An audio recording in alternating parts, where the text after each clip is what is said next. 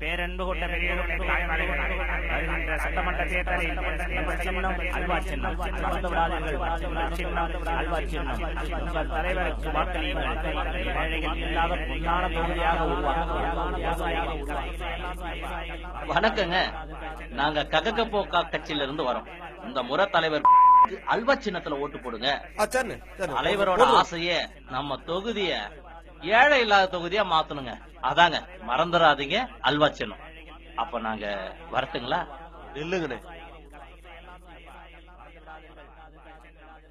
காலையில எழுந்திருச்சு பொழுது சாயிரம் தண்ணியும் வேர்வை வலிதான் ரத்த வலிதான் தெரியாம உழைச்சிட்டு அப்படி உழைக்கிற காசுல அறவயிறுதாயா நிரம்புது.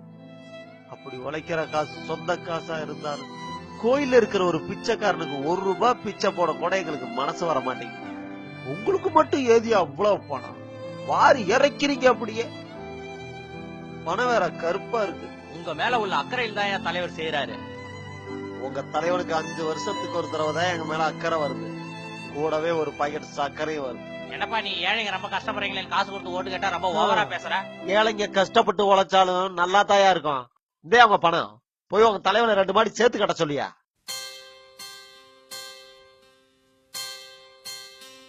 ஐயா, யாருக்கு வேணாலும் ஓட்டு போடுவோம். என் வீட்டு வாசல்ல வந்து என்னையே விலை பேசுறீங்க பார்.